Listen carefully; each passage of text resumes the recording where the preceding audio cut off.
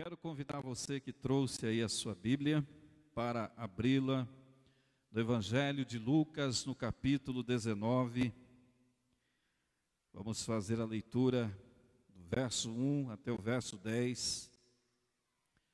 Lucas, capítulo 19, versículo 1 até o versículo 10, onde nós vamos encontrar essa história tão conhecida de Zaqueu. Se alguém puder nos dar a luz lá, fica muito bom. Não nesse sentido, viu, filha? Fique tranquila. Acender a luz. Lucas capítulo 19 nos diz a palavra do Senhor. Entrando em Jericó, atravessava Jesus a cidade, e eis que um homem chamado Zaqueu, maioral dos publicanos e rico, procurava ver quem era Jesus, mas não podia, por causa da multidão, e por ser ele de pequena estatura. Então, correndo adiante, subiu a um sicômoro a fim de vê-lo, porque por ali havia de passar. Quando Jesus chegou àquele lugar, olhando para cima, disse-lhe: Zaqueu, desce depressa, pois me convém ficar hoje em tua casa. Ele desceu a toda pressa e o recebeu com alegria. Todos os que viram isto murmuravam, dizendo que ele se hospedara com um homem pecador. Entre mentes, Zaqueu se levantou e disse ao Senhor: Senhor, resolvo dar aos pobres a metade dos meus bens. E se em alguma coisa tenho defraudado alguém, restituo 4 vezes mais.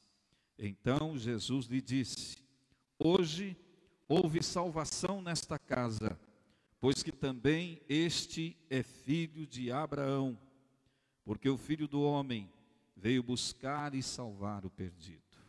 Amém? Gostaria que você repetisse comigo o versículo 5, que vai ser o versículo base para a nossa meditação nesta noite.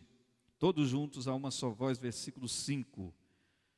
Quando Jesus chegou àquele lugar, olhando para cima, disse-lhe: Zaqueu, desce depressa, pois me convém ficar hoje em tua casa. Diga comigo: Senhor, em nome de Jesus, que nesta noite convenha ao Senhor ficar em minha casa, ficar em meu coração, permanecer em minha vida. Faz isto para a glória do teu nome, em nome de Jesus. Amém. Quero conversar um pouquinho com você nesta noite sobre a última parte do versículo 5 de Lucas 19, que nos fala sobre Zaqueu, quando Jesus lhe diz, olhando para cima no lugar aonde ele estava: pois me convém ficar hoje em tua casa. Eu gostaria de retraduzir esse texto e dizer, até porque no original desse texto, casa vem significar família. Portanto, vem significar vidas importantes a partir da própria vida de Zaqueu.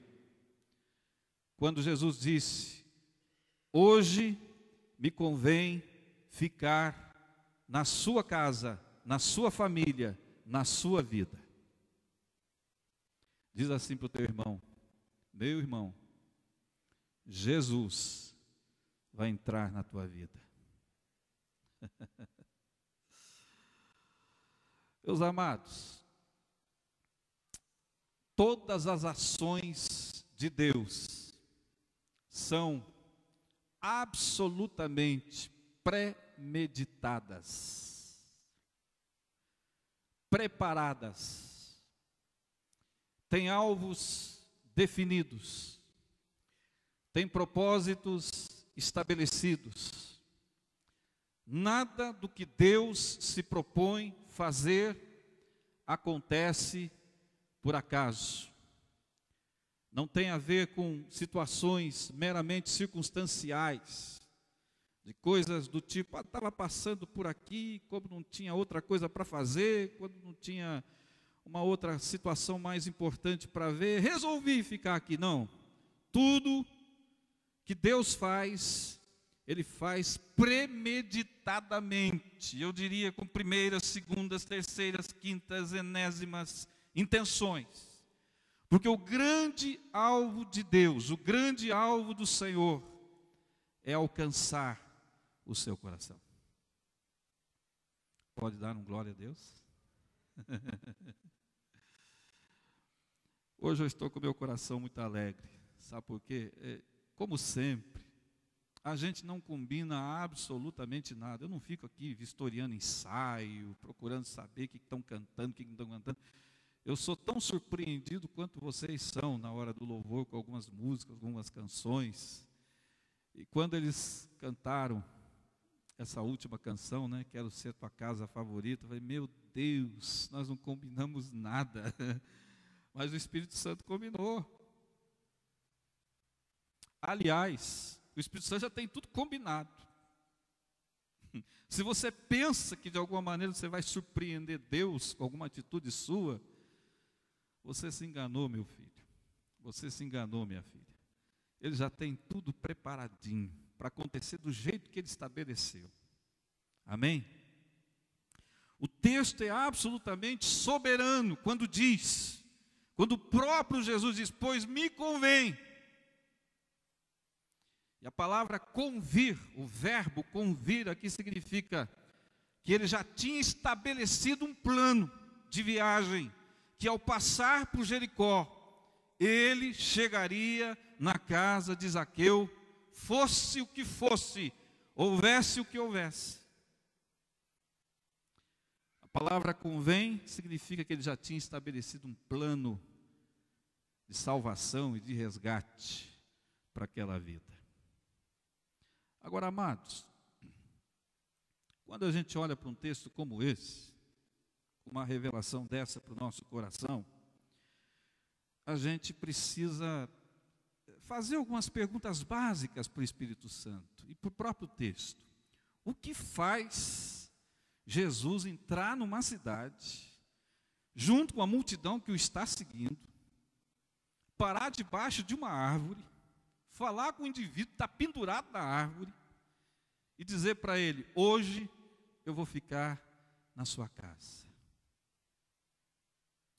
O que atraiu Jesus? O que levou Jesus a ir atrás de Zaqueu?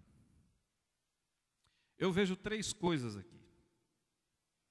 A primeira delas, que moveu Jesus pré-estabelecidamente ir à casa de Zaqueu, entrar na vida de Zaqueu, foi a sede manifestada por Zaqueu em encontrá-lo, encontrar Jesus, em querer saber quem era, em querer ver, como diz o próprio texto, procurava ver quem era Jesus.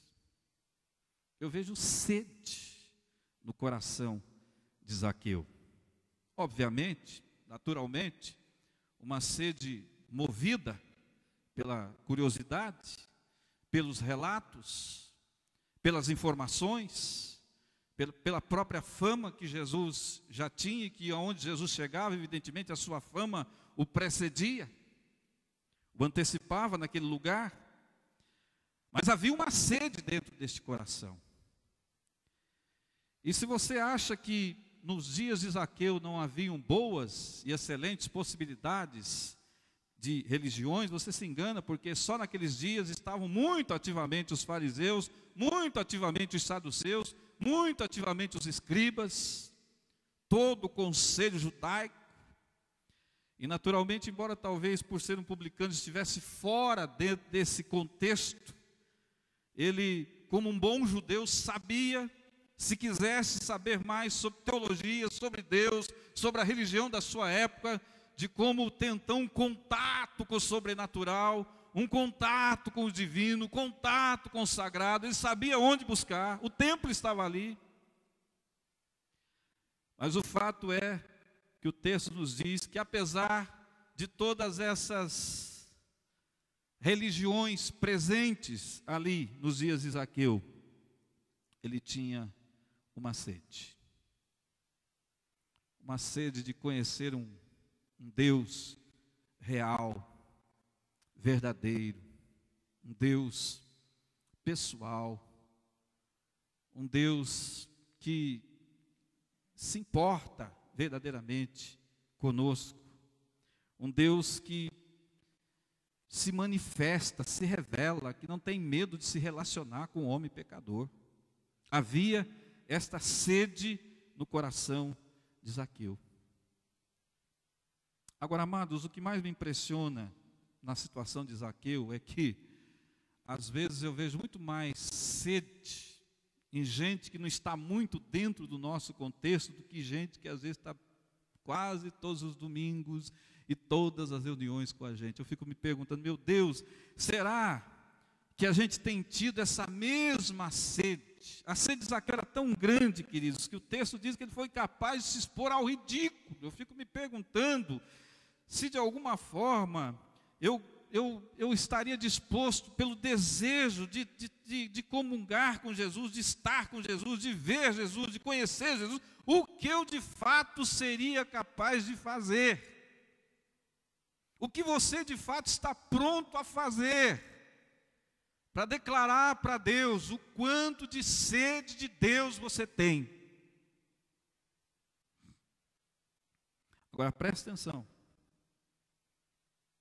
A revelação de Deus, a ação de Deus, o mover de Deus, a manifestação poderosa de Deus, ela vem na medida e no tamanho da sede que nós manifestamos para com Deus. Se o nosso interesse pelo Senhor é um interesse vago, indiferente, mais ou meninho, de qualquer jeito, nós não vamos ter muito de Deus. Podemos ter até muito da religião, podemos até ter muito da doutrina, podemos até ter muito de muitos conteúdos que nós estamos acostumados no dia a dia aí da igreja, mas com certeza nós não teremos mais de Deus. Sinceramente, eu não sei você, mas é muito melhor ter mais de Deus do que ter mais da doutrina. Tem muita gente aqui que não tem doutrina nenhuma, ou quase nenhuma, e às vezes tem muito de Deus. A sede de Zaqueu me desafia, a sede de Zaqueu me envergonha, a sede de Zaqueu me deixa no chinelo, a sede de Zaqueu me insulta. A sede de Zaqueu me chama a atenção, amados. Porque às vezes nós não estamos manifestando essa mesma intensidade de busca que Deus espera encontrar em mim e em você. Tem muitos textos que falam sobre isso. Mas há alguns que chamam a nossa atenção na Bíblia. Por exemplo, no Salmo 42, versículo 1 e 2, o texto fala de assim como a corça que suspira, que almeja, e tem uma versão que diz, brama, espera, deseja muito pela corrente das águas, diz o salmista, assim por ti, ó Deus, suspira a minha alma. O Salmo 63, que nós já lemos aqui nessa reunião, vai dizer que a nossa sede de Deus, o nosso coração tem que ser como uma terra que é seca, é árida, é exausta, de tanto que deseja de Deus que ela já está seca, desejosa de receber, que fosse uma gota da presença de Deus. Isaías 44 vai dizer que Deus só vai derramar água sobre o sedento. Quem não estiver sedento não vai receber água. Jeremias 29:13 você conhece. Como é que é lá mesmo? Buscar-me-eis. Quando? Vamos de novo? Buscar-me-eis e me achareis. Quando me buscardes de todo o vosso coração. Deus podia simplesmente dizer, buscar-me-eis e me achareis, e pronto, que eu estou doido para me revelar para vocês. Não, diz, buscar-me-eis e me achareis, quando me buscardes de todo o vosso coração. Eu pergunto para você nessa noite, meu amado, como é que está a sua busca de Deus? O que você está disposto a fazer para encontrar com Deus?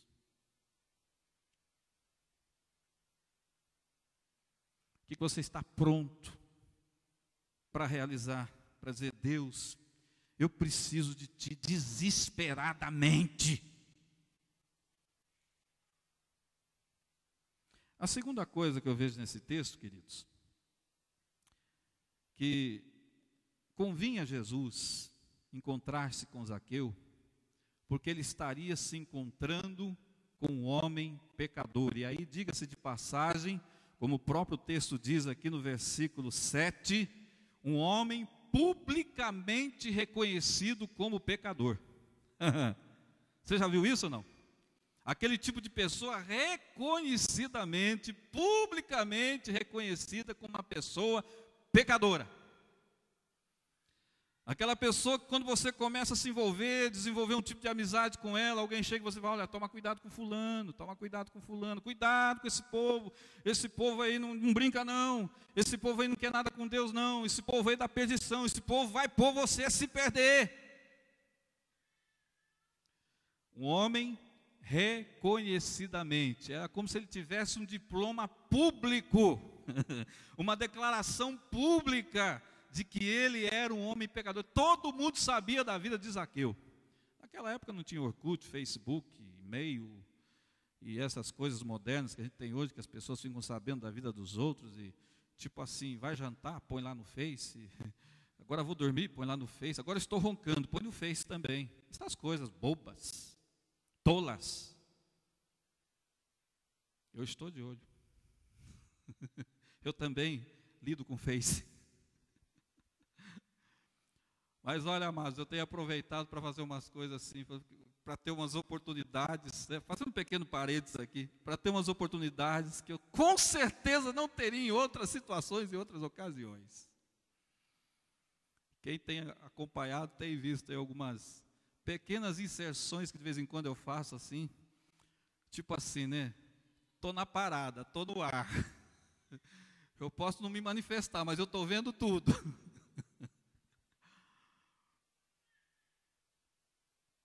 Mas nesse caso, eu fico imaginando que se Zaqueu vivesse no dia de hoje, eu estava absolutamente lascado.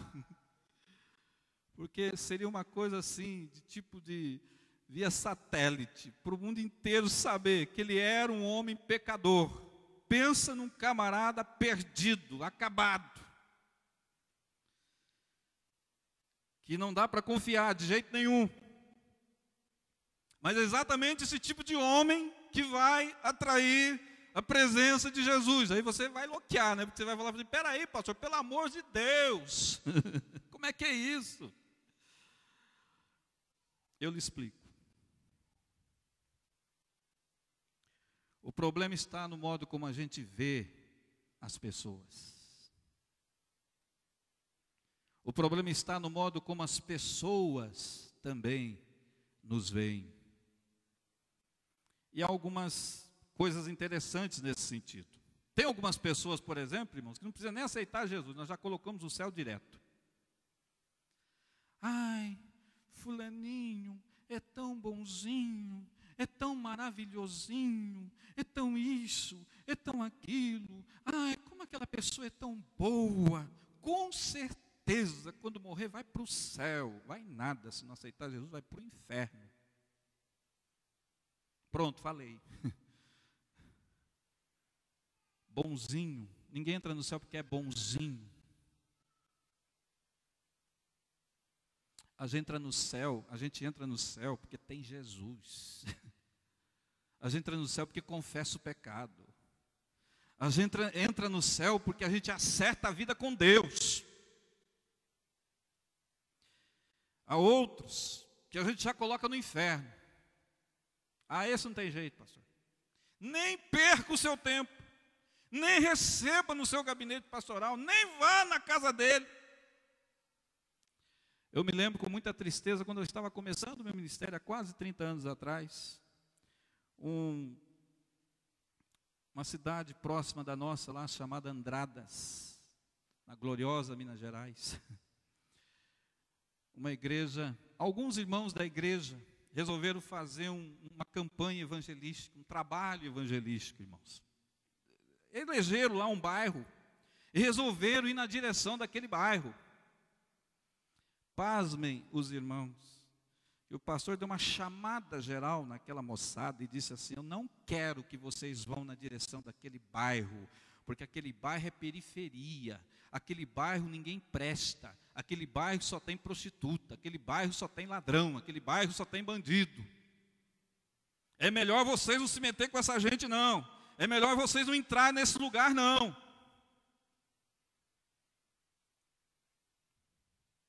Isso doeu no meu coração quando eu fiquei sabendo. Falei, que loucura, gente, o que é isso?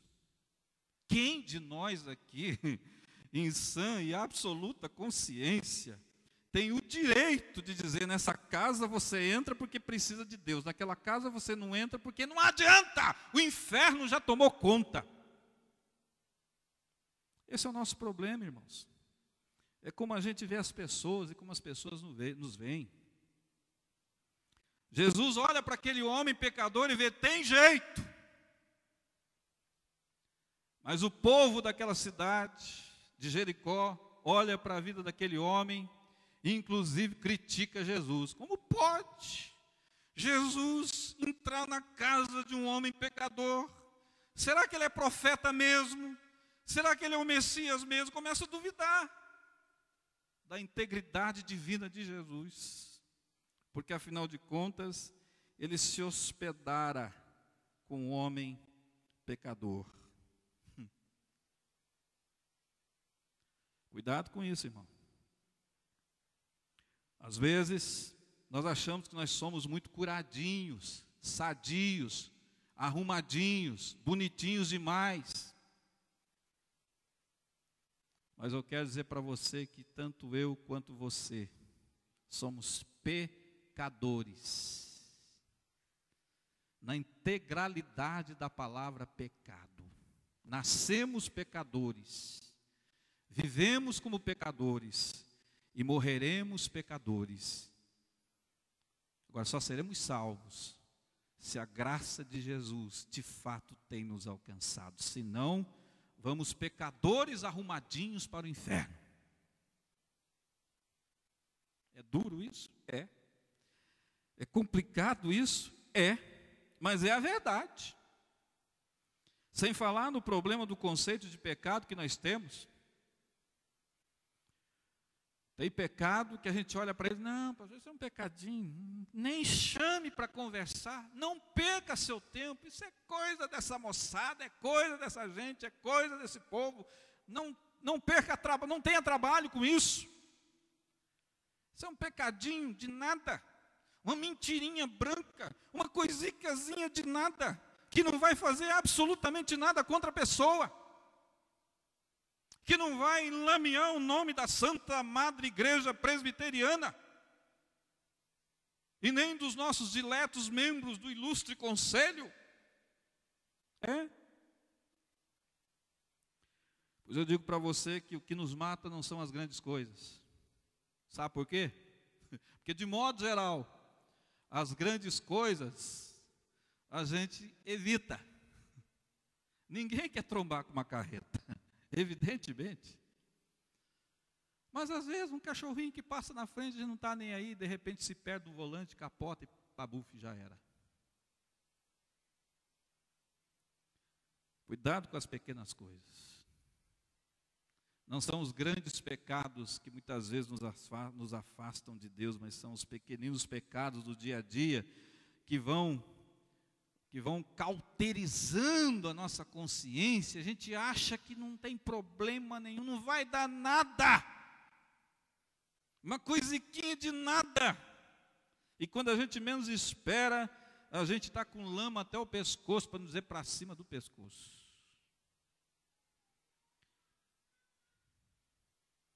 Cuidado. Precisamos tomar cuidado como a gente está enxergando os outros e a forma como nós estamos nos enxergando.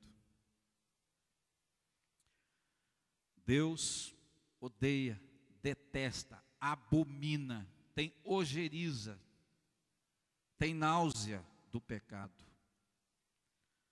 Mas Ele ama o pecador. Ele deseja consertar o pecador. Agora, amados, quando eu vejo uma declaração de Paulo, ele escreve na sua primeira carta a Timóteo e diz assim: irmãos, a palavra de Deus é fiel, a palavra de Deus é maravilhosa, a palavra de Deus é tremenda, porque Cristo veio morrer pelos pecadores, veio salvar os pecadores, dos quais eu sou o principal. Eu fico pensando assim, meu Deus do céu, se Paulo, o grande apóstolo dos gentios, que nós devemos praticamente quase todo o Novo Testamento a ele, que recebeu tremendas revelações de Deus, se dizia o principal dos pecadores, e esse orelha seca que vos fala então? E você, meu amado, o que você é na hora do dia? Você está entendendo, amado? Estou falando português engenhando com você? O que tem faltado muitas vezes no nosso coração é quebrantamento. Às vezes a gente está orando por avivamento, a gente está orando por crescimento, a gente está orando por multiplicação. Nós estamos orando para que Deus expanda os limites da nossa tenda, que faça a nossa igreja crescer, amém. Tudo isso é legítimo, faz parte. Mas o que Deus está esperando encontrar no meu coração e no seu coração é esse sentimento de que eu sou um pecador, eu preciso, eu necessito, eu dependo da graça de Deus e sem Ele eu não sou absolutamente nada, eu não posso fazer nada. Eu creio que nessa noite o Espírito Santo precisa derramar uma unção de humildade no nosso coração, para que os céus se abram sobre nós e a gente possa assim, de verdade, começar a experimentar as grandes coisas de Deus na nossa vida. Para que Sengés se torne conhecida como a cidade do avivamento na América Latina. Não só no Paraná, não só na região do Jaguaricatu, não só no nosso arraialzinho, bonitinho, maravilhosinho que nós temos, mas na América Latina toda, no Brasil, no mundo inteiro. Sabe, Deus, Ele é assim, irmãos, Ele escolhe umas coisas doidas, loucas, malucas. Faz acontecer avivamento lá no meio da África, onde milhões e milhões de pessoas se reúnem. Para fazer o quê? Para louvar o Senhor, para cultuar a Deus, para receber uma palavra de Deus para o coração. E lá tem Deus ressuscitando gente, curando o canceroso, gente levantando da cadeira de roda, gente sendo transformada pelo poder de Deus. Vai se inteirar, meu amado. Não fica aí preocupado só com o que está acontecendo no mundo político, no mundo econômico, na neve que está assolando o leste europeu, o Japão, no calor que está assolando Sengés. E eu que o diga. Mas vai se inteirar também das notícias que Deus faz questão que estejam acontecendo no mundo. Para que a gente comece a perceber e a ver acontecendo aqui também em Sengés. Posso ouvir um glória a Deus? Em terceiro lugar, Jesus convinha ficar na casa de Zaqueu. E a base agora está no versículo 8.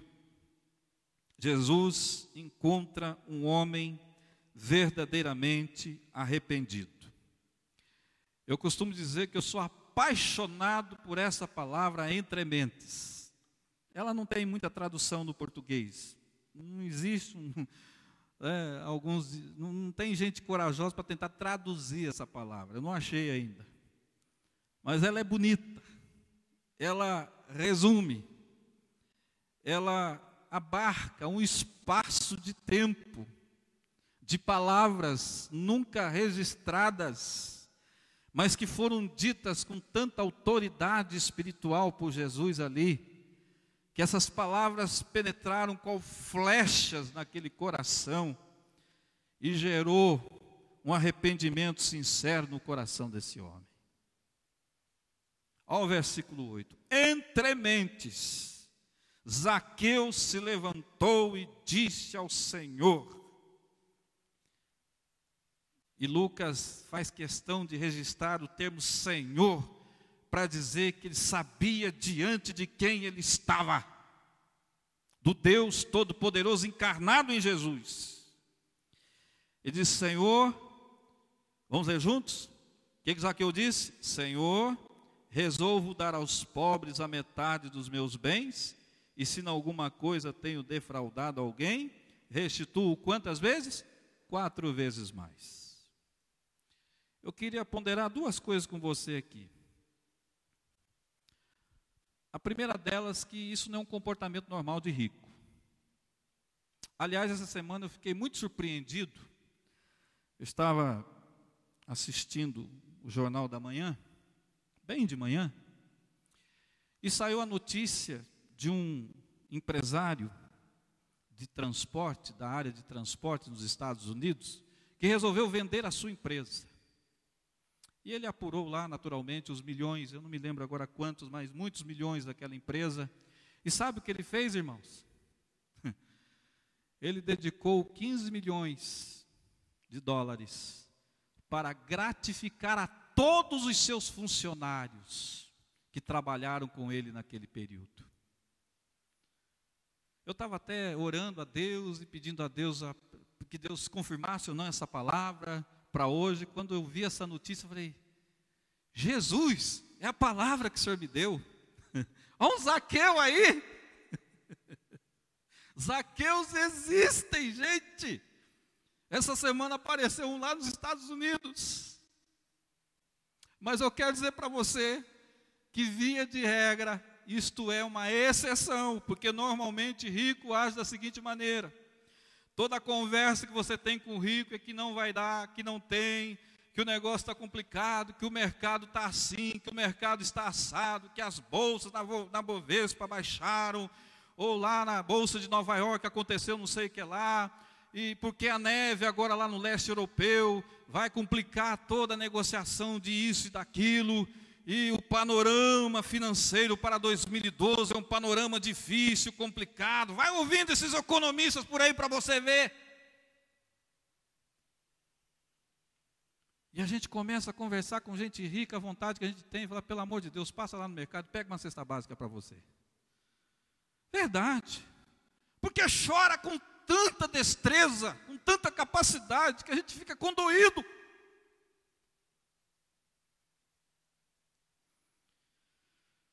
Zaqueu. E, gente, Lucas não usa palavras como nós usamos no português, tá? E fica floreando, bonitinho, bababá. Não. Quando ele fala de certas coisas, ele está falando de alguém que sabe o que está falando. O versículo 2 diz que Zaqueu era o maioral dos publicanos e era rico. Rico como muitos de nós talvez não conheçamos aqui. Rico que não tem problema financeiro, rico que não tem problema com dinheiro, que não tem problema com nada, porque tudo que ele precisa, bota a mão no bolso, passa o cartão e faz isso e faz aquilo, está tudo resolvido. Rico que pega no telefone e diz: eu preciso agora de um helicóptero aqui, porque eu estou precisando ir para tal lugar. E o helicóptero vem. Rico que chega em qualquer agência, aliás, não chega, pede por telefone, eu quero carro tal, marca tal, com todos os opcionais tais. Isso é rico. De vez em quando eu escuto alguém falar que porque a igreja de rico. Eu estou procurando esse camarada que pega o telefone e pede helicóptero, e pede não sei o que lá. Porque o que eu vejo é todo mundo trabalhando, lutando com a vida, fazendo, às vezes, desculpa a expressão chula, né? Mas das tripas, coração, para poder fazer frente às continhas de cada mês. Rico é o nosso Pai do céu. Ele é rico. Nós não temos noção do que é rico, irmãos. Não sei se um dia teremos. A gente vê muita gente querendo, né, doutor? Porque se o dia que eu ganhar na Mega. É uma doideira, né? Não sei se um dia teremos, mas nós não fazemos ideia de como é esse mundo dos ricos. Mas de uma coisa nós sabemos: 99% deles vivem para reclamar. Aí Zaqueu, rico, se levanta e diz: Senhor, eu não vou dar 15 milhões de dólares para os meus ex-funcionários. Eu vou dar a metade dos meus bens. É forte isso ou não é? Isso é arrependimento, irmãos. Isso é conversão. Isso é transformação de vida. Tem muita gente por aí achando que conversão, que transformação de vida. Eu me emocionar no culto de tal maneira que eu levantei a mão e aceitei Jesus. No domingo à noite, aí quando sai lá fora, na primeira esquina, nega Jesus. Nega Jesus no seu trabalho, nega Jesus na sua escola. E critica Pedro, porque Pedro negou Jesus 3 vezes. Isso, ele negou só 3, você já negou quantas vezes?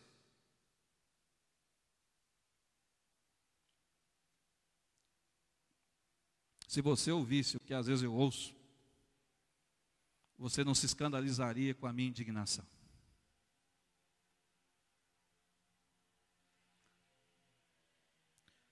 Resolvo dar metade aos pobres, a metade dos meus bens. Eu fico pensando que depois desse dia, Jericó nunca mais foi a mesma. No Daily News de Jericó, o Washington Post lá de Jericó, alguma coisa parecida com isso, no estado de Jericó, na Folha de Jericó, na RPC de Jericó, que mais? Essas coisas todas aí. No site da cidade de Jericó deve ter saído em letras garrafais: rico enlouquece e dá metade dos seus bens aos pobres de Jericó. E a pobraiada toda fazendo festa. Com muito respeito, quando eu digo isso. Você já parou para pensar nisso? O impacto que isso teve na vida de Zaqueu, e através da vida de Zaqueu, na vida daquelas pessoas. Mas há uma segunda coisa que eu vejo aqui, queridos.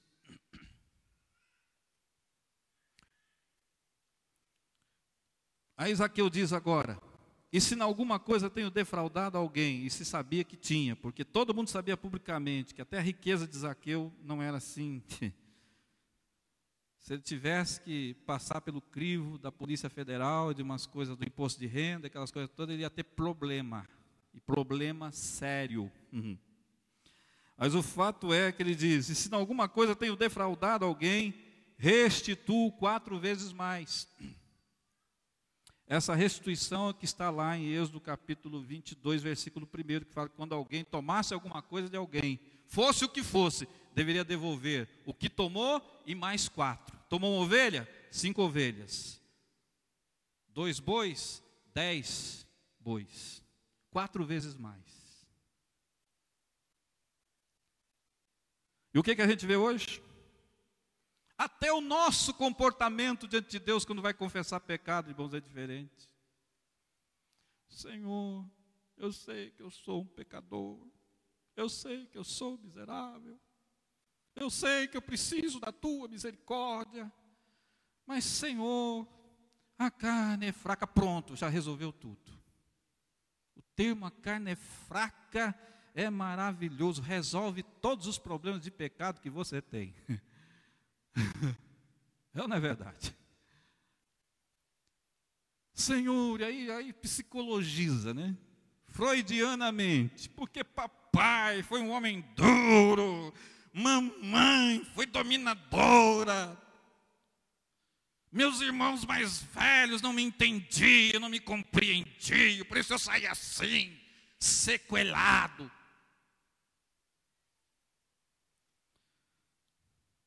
Vai se converter.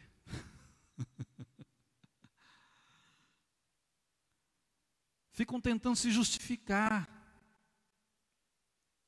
Irmãos, para pecado não tem justificativa. Nunca teve. E não é agora que vai começar a ter. A melhor coisa que existe para resolver problema de pecado é uma só: confissão. Se confessarmos os nossos pecados, Ele, Jesus, é fiel e justo para nos perdoar os pecados e nos purificar de toda injustiça. Pecado só tem um jeito de resolver: confessando. Provérbios 28:13, depois você lê na sua casa. Diz que a gente não deve apenas confessar, admitir,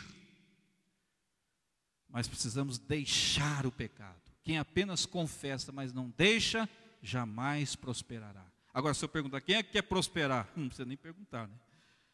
Mas precisa confessar, precisa deixar o pecado. Não tem justificativa. Não precisamos de justificativas diante de Deus. Por outro lado, Ele mesmo diz na sua palavra que em Cristo Jesus nós somos justificados. E por causa dessa justificação em Cristo Jesus, nós temos paz com Deus.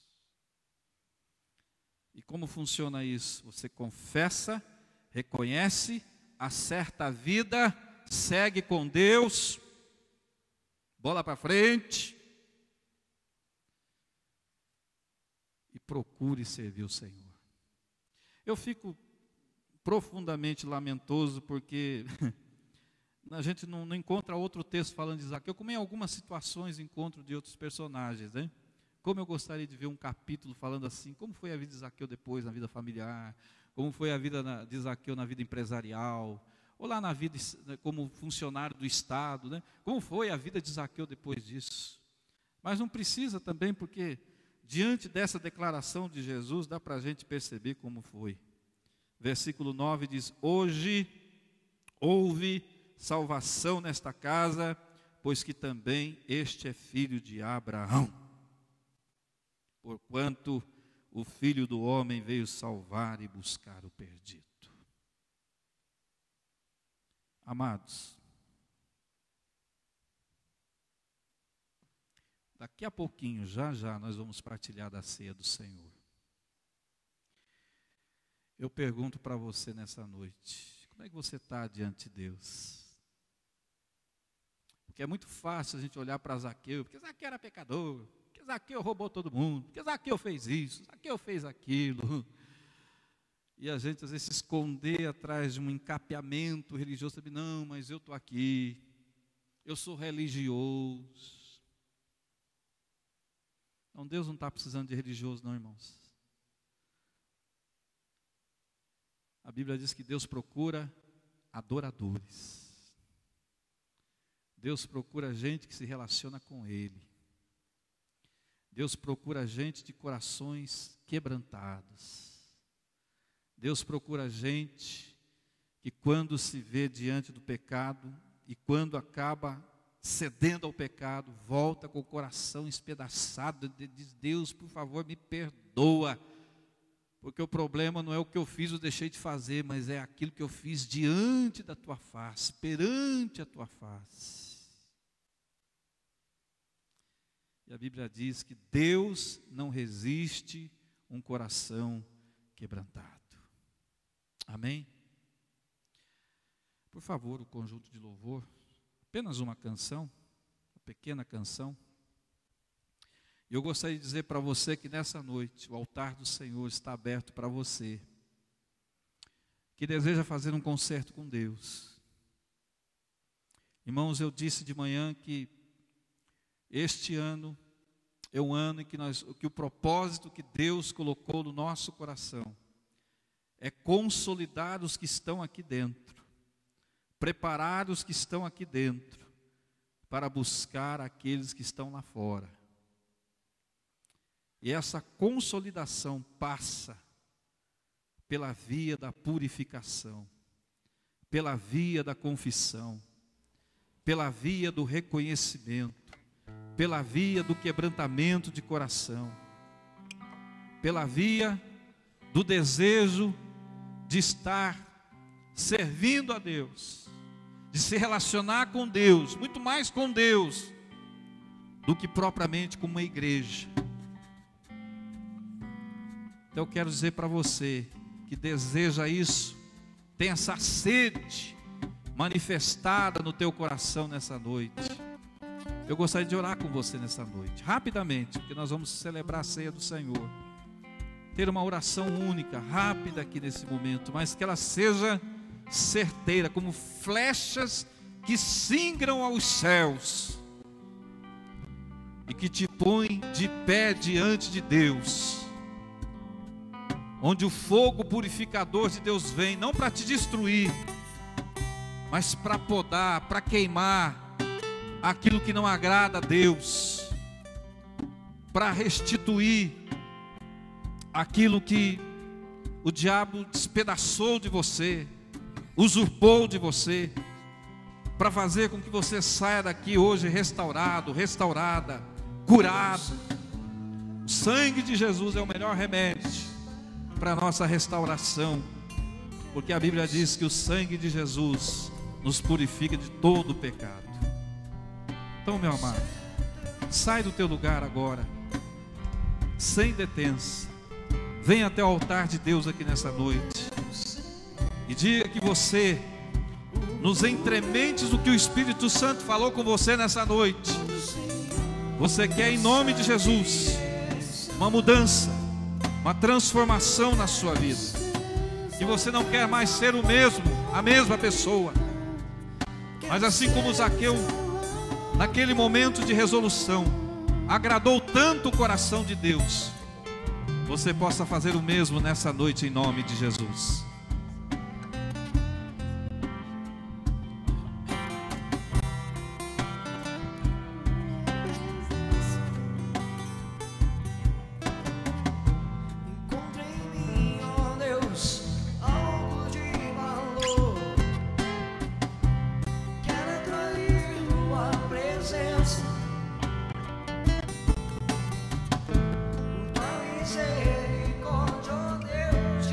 É a noite do concerto com Deus.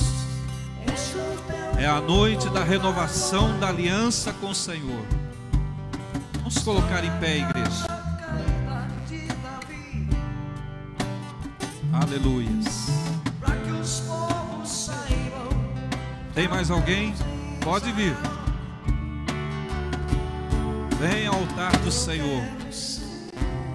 Seja renovado nessa noite, para que você saia daqui nesta noite, em nome de Jesus, com uma resolução no teu coração, com o desejo de não apenas ser diferente, mas fazer diferença, para a glória do nome do Senhor.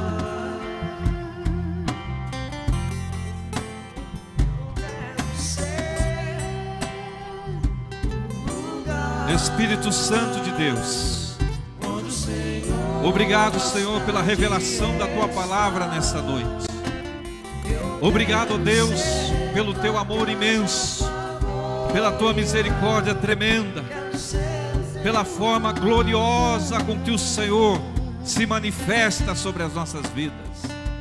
Obrigado, Senhor, porque nenhum de nós aqui tem desculpas para não fazer o que o Senhor quer, para não andar nos teus caminhos, porque o Senhor tem falado, e o Senhor tem falado forte nas nossas vidas. Agora, Pai, olha para esses irmãos que estão aqui à frente nessa noite, e que renovam a sua aliança com Jesus, que fazem contigo um concerto de uma vida nova, de uma vida abundante, de uma vida transbordante na tua presença. Senhor, o Senhor entrou na casa de Zaqueu, o Senhor entrou na vida de Zaqueu, o Senhor entrou na família de Zaqueu. Entra agora nestas vidas, entra agora nestas casas, entra agora nestas famílias, e que o teu povo que se chama pelo teu nome aqui nessa noite, Pai, saia daqui em nome de Jesus, em aliança contigo, no desejo profundo de agradar unicamente, tão somente ao Senhor. Faz isto para a tua glória. E agora, Senhor, nós vamos nos assentar à mesa com o Senhor. Nós vamos, ó Deus, partilhar do pão, partilhar do cálice do Senhor. Nós vamos agora, Senhor, celebrar o Novo Testamento, a nova aliança em Cristo Jesus. Vem renovar com teu sangue, vem satisfazer com teu pão. Vem agora, Senhor, manifestar a tua presença, a tua cura, a tua restauração, a tua libertação sobre cada vida, sobre cada coração, sobre cada pessoa que aqui está nesta noite. Por favor, nós pedimos que tu faças isto para a glória do teu nome, em nome de Jesus.